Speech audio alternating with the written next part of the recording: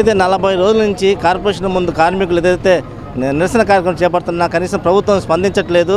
ఈరోజు ఏదైతే స్పందించకపోవడం వల్ల ఈరోజు వంట వార్పు కార్యక్రమం చేపట్టారు. పెద్ద ఎత్తున కార్మికుల కోసం ఈరోజు సిపిఎం ధర్నా నిర్వహిస్తుంది. ఏదైతే మున్సిపల్ శాఖ మంత్రి పూర్తి స్థాయిలో ఇంతవరకు పట్టించుకున్న పరిస్థితి, మేయర్ మీద ఉన్న శ్రద్ధ కార్మికుల మీద పెట్టకపోవడం వల్ల పెద్ద ఎత్తున విమర్శలు వస్తున్నాయి. మనతో మాట్లాడడానికి సిపిఎం నాయకులంతా మన ఎక్కడైతే వెయిట్ చేస్తున్నారో వాళ్ళతో మాట్లాడే ప్రయత్నం చేద్దాం. అన్న చెప్పండి, పూర్తి స్థాయిలో ఏదైతే మేయర్ ఎన్నిక విషయంలో పెద్ద ఎత్తున ఇంత పెద్ద స్థాయిలో చేస్తున్నా కూడా కార్పొరేషన్ సంబంధించిన సమస్యల మీద పట్టించుకు పెద్ద ఎత్తున విమర్శలు వస్తున్నాయి. దీనిపైన మీరు ఏమంటారు?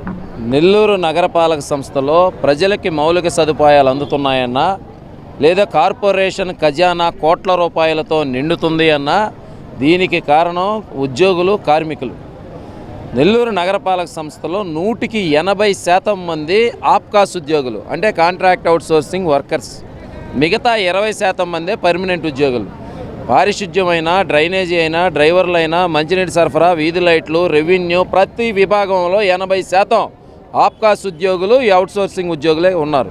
వీళ్ల శ్రమతోనే ఇవన్నీ కూడా సౌకర్యాలు, ఖజానా అనేది కూడా నిండుతుంది. ఈరోజు 42 రోజుల నుండి కార్పొరేషన్ గేటు ముందు టెంట్ వేసుకొని ఆందోళన చేస్తూ ఉంటే, ఇక్కడే ఈ రోడ్డు గుండే డిప్యూటీ మేయర్లు పోతున్నారు, మేయర్ వెళ్తున్నారు, కార్పొరేటర్లు వెళ్తున్నారు. మొన్నటిదాకున్న మేయర్ ఏమో 2 సార్లు వచ్చింది. డిప్యూటీ మేయర్లు కానీ, కార్పొరేటర్లు కానీ, ఎమ్మెల్యే కానీ, మంత్రి కానీ ఈ వైపు చూసిన పరిస్థితే లేదు. ఎదురుగా కలెక్టర్ బంగ్లా ఉంది, ఎస్పీ బంగ్లా ఉంది, ఇక్కడే కమిషనర్ ఉన్నాడు. మొత్తం రోజు అందరూ ఈ రోడ్లో చూస్తూ అరుచుకొనిలే, వాళ్ళు అరుచుకుంటే ఏమవుద్ది, వాళ్ళు దళితులు, గిరిజనులు, బలహీన వర్గాలు, పాకీ పని చేసేవాళ్ళు, చెత్త ఎత్తేవాళ్ళు అనేటటువంటి చులకన చూపుతో ఆ విధంగా చూస్తూ పోతున్నారే తప్ప వీళ్ళ సమస్యలు పరిష్కరిద్దాం, ఎందుకు మీరు 42 రోజుల నుంచి కూర్చోన్నారని అడిగిన నాదుడే లేడు. మరొక అంశం, ఎందుకోసం ఈ ఆందోళన జరుగుతుంది? మీరు గతంలో 4 నెలల క్రితం సమ్మె చేసినప్పుడు నెల్లూరు రూరల్ ఎమ్మెల్యే కోటమిరెడ్డి శ్రీధర్ రెడ్డి గారు, నందన్ గారు ఇద్దరు కూడా మా యూనియన్తో, కార్మికులతో చర్చలు జరిపి మీ డిమాండ్లు మేము అంగీకరిస్తున్నాం, సమ్మెకాలం జీతం 14 రోజుల సమ్మెకాలం జీతం ఇస్తాము అని స్పష్టంగా మీడియా ముందు హామీ ఇచ్చారు. ఈ హామీని అమలు చేయమని కోరుతున్నాం తప్ప గొంతెమ్మ కోరిక కాదు. 60 సంవత్సరాలు నిండిన వారికి చట్ట ప్రకారం ఇవ్వాల్సినటువంటి బెనిఫిట్స్, ఈ డిమాండ్స్ ఉన్నాయి. అయితే దౌర్భాగ్యం ఏంటంటే, గతంలో ఎప్పుడూ లేనిది నెల్లూరు జిల్లా అంటే సేవకి కానీ, ప్రజల సమస్యల మీద ఉద్యమాలు చేయడంలో కానీ ముందుంటుంది. పుచ్చలపల్లి సుందరయ్య మహానుభావుడు, పుచ్చలపల్లి సుందరయ్య స్వాతంత్ర సమరయోధులు, తెలుగు జాతి కోసం ప్రాణత్యాగం చేసిన పొట్టి శ్రీరాములు, ఇటువంటి పుట్టిన నేల సింహపురి గడ్డ. ఈ నేల మీద ఈరోజు ప్యాకేజీల కోసం, మేయర్ కుర్చీల కోసం ఎవరు ఉదయం ఒక కండువా, మధ్యాహ్నం ఒక కండువా, లేకపోతే గోవా బీచ్లో షికారులు, అక్కడ ఉన్నటువంటి క్యాసినోలో డ్యాన్సులు, ఈ ప్యాకేజీలు, ఈ గోవా బీచ్లు, ఈ ఉన్నటువంటి గోవా విల్లాల్లో ఈ జల్సాలు చేసుకుంటూ కార్మికుల్ని, ఉద్యోగుల్ని గాలికి వదిలేశారు. మంత్రి గారు అమరావతి, కార్పొరేటర్లు గోవా, కమిషనర్ గారు దుబాయ్. ఏంటి ఈ పరిస్థితి? ఈ రోడ్ల మీద కార్మికులు, ఉద్యోగులు.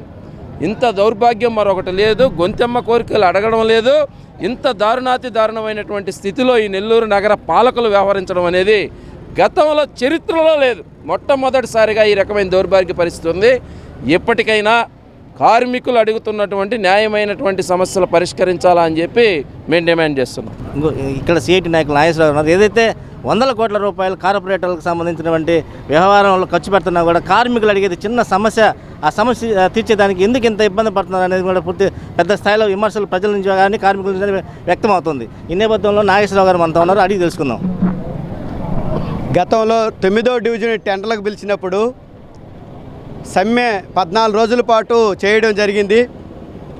దాదాపు 1500 మంది 14 రోజుల పాటు అంటే మనిషికి 10,000 లెక్కన అంటే 15 లక్షలు లేదు, 20 లక్షలు ఈ ఖర్చు అయ్యేటటువంటి పరిస్థితి ఉంది. కానీ ఆ రోజు సమ్మెకాలం అప్పుడు ఎమ్మెల్యే గారు, అదేవిధంగా కమిషనర్ గారు వచ్చి నాయకులతో చర్చలు జరిపి మీ సమస్యలు పరిష్కారం చేస్తామనేటటువంటి పద్ధతుల్లో చెప్పి ఈ రోజుకి 4 నెలలు అయింది. 4 నెలలు అయింది. ఒక ఎమ్మెల్యే చెప్పి, ఒక కమిషనర్ చెప్పి 4 నెలలు అయింది. గొంతెమ్మ కోరికలు కాదు, లేదా రాష్ట్ర వ్యాప్త కోరికలు కూడా కాదు, కేవలం కార్పొరేషన్ పరిధిలో పరిష్కారం అయ్యేటటువంటి కోరికలు మాత్రమే. మేము ఒకటే అడుగుతున్నాం. గతంలో నారాయణ గారు ఫ్లైఓవర్ బ్రిడ్జిలు కట్టాలంటే సిగ్గుపడాలని అన్నాడు. ఇప్పుడు ఏం పడాలా? ఇప్పుడు సిగ్గుపడబడలేదా అంటున్నా. 44 రోజుల నుంచి ఒక దారిలో కార్పొరేషన్ ఆఫీసు ముందు మీరు తిరిగేటటువంటి ప్లేస్లో, కార్పొరేటర్లు అధికారులు అందరు తిరిగేటటువంటి ప్లేస్లో 42 రోజుల నుంచి మున్సిపల్ కార్మికులు వాళ్ళ నిరసన కార్యక్రమం వాళ్ళు పనులు చేసుకుంటూనే శాంతియుతంగా నిరసన కార్యక్రమం చేస్తూ ఉంటే వాళ్ళని పిలిచి పరిష్కారం చేయకపోవడం సిగ్గుచేటు కదా అంటున్నా. ఎవరు సిగ్గుపడాలని నేను చెప్తున్నా. ఒక అత్యున్నతమైనటువంటి అధికారులు ఒక ఎమ్మెల్యే గారు చెప్పినటువంటి హామీలకు కూడా పరిష్కారం కాక 44 రోజులు ధర్నాలు చేయాల్సి వచ్చిందంటే ఎవరు సిగ్గుపడాలో ఒకసారి ఆలోచించమని చెప్పేసి మంత్రి గారిని అడుగుతున్నా. అందుకని ఇప్పటికైనా కానీ ఏదైతే గతంలో పరిష్కారమైనటువంటి పరిస్థితులు 60 సంవత్సరాలు నిండినటువంటి కార్మికులు నిర్దాక్షిణ్యంగా తరిమేస్తున్నారు. వాళ్ళ వారసులకు ఉద్యోగాలు ఇవ్వాలి. ఆన్ డ్యూటీలో చనిపోయినటువంటి వాళ్ళకి లేదా ఆరోగ్యం బాగలేనటువంటి వాళ్ళకి చనిపోయినటువంటి వాళ్ళ కుటుంబంలో ఉద్యోగాలు ఇచ్చేటటువంటి పరిస్థితి ఉంది. అందుకని వాళ్ళ కుటుంబంలో ఒకరికి ఉద్యోగం ఇవ్వాలి. దాదాపు కార్పొరేషన్లో 40 సంవత్సరాలు 60 సంవత్సరాలు పనిచేసి రిటైర్డ్ అయ్యే పరిస్థితి కాదు. వాళ్ళకి రిటైర్మెంట్ బెనిఫిట్స్ ఇవ్వాలి. చివరి దశలో ఏదో ఒకటి ప్రభుత్వం ఎవరూ చేయలేనటువంటి పని చెత్తా చెదారం ఊడ్చేటటువంటి కార్మికులుగా, కలేబరాలు ఎత్తేసేటటువంటి కార్మికులుగా 60 సంవత్సరాలు నిండిందని చెప్పేసి ఎటువంటి బెనిఫిట్స్ లేకుండా తరిమేస్తారా? అందుకని తక్షణమే వాళ్ళ సమస్యల పరిష్కారం చేయాలి. ఈ ఉద్యమాన్ని ఉధృతం చేయకుండా మామూలుగా సామరస్యంగా పరిష్కారం అయ్యేటటువంటి పద్ధతుల్లో కార్పొరేషన్ అధికారులు, మంత్రి గారు, ఎమ్మెల్యే గారు నాయకులతో చర్చలు జరిపి పరిష్కారం చేయాలని చెప్పి ఈ సందర్భంగా తెలియజేస్తున్నాం. లేని పక్షంలో ఈ పోరాటం తీవ్రతరం దాల్స్తాము, ఉద్యమం తీవ్రతరం అవుతుందని చెప్పేసి ఈ అధికారులకు హెచ్చరిక చేస్తున్నాం. ఏదైతే వంట వార్పు కార్యక్రమం చేపట్టారో అది మరిన్ని వివరాల కోసం మన కొండా ప్రసాద్ గారు ఉన్నారు, సిఐటి నాయకులు, వాళ్ళతో అడిగే ప్రయత్నం చేద్దాం. చెప్పండి అన్న, వంట వార్పు కార్యక్రమం రోజు స్టార్ట్ చేశారు, ఎందుకు స్టార్ట్ చేశారు?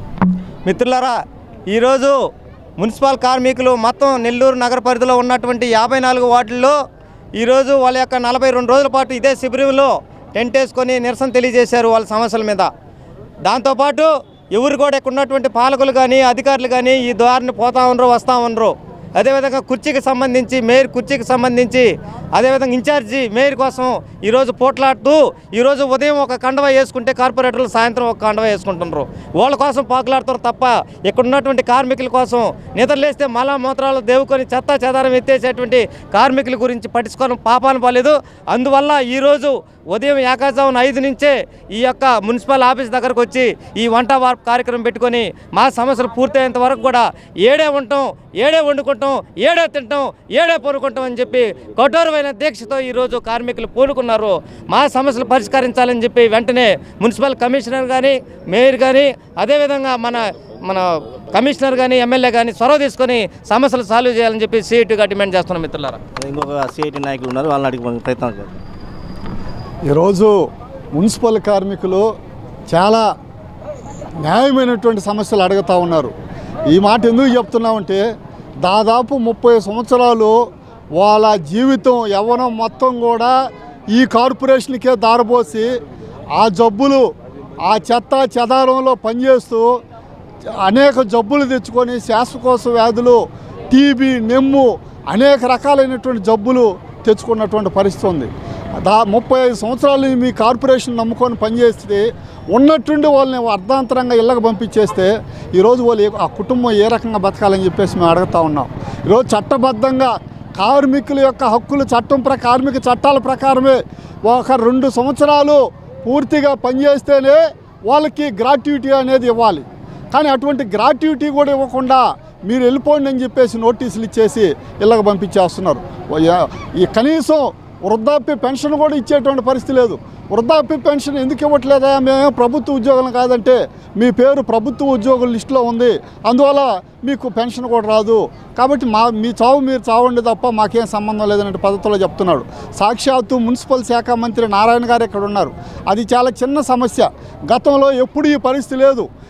వాళ్ళ ఒంట్లో శక్తి ఉన్నంత వరకు, వాళ్ళ ఓపిక ఉన్నంత వరకు పని చేసుకునేటువంటి వాళ్ళు. కానీ గత వైసీపీ ప్రభుత్వం ఏదో తీసుకొచ్చిందని చెప్పేసి దాన్ని ఇక్కడ మంత్రి నారాయణ గారు కూడా అమలు చేయడం అనేది కరెక్ట్ కాదు. వాళ్ళైనా కొద్ది రోజులు అమలు చేసి తర్వాత ఆపేశారు. కానీ కూటమి ప్రభుత్వం వచ్చిన తర్వాత దాన్ని కంటిన్యూ చేస్తూ ఈ రకంగా ఇబ్బంది పెట్టడం కరెక్ట్ కాదని చెప్పేసి మేము చెప్తా ఉన్నాం.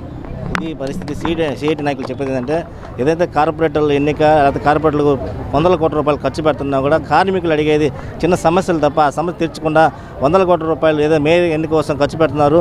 ఇది పద్ధతి మంచి పద్ధతి కాదు. కార్మికుల సమస్యలు వెంటనే కూడా పూర్తి స్థాయిలో పరిష్కరించాలని కూడా డిమాండ్ చేస్తున్న పరిస్థితి. వీడియో జర్నలిస్ట్ ఆరిఫ్తో రమణారెడ్డి, 9 టీవీ, నెల్లూరు కార్పొరేషన్ నుంచి.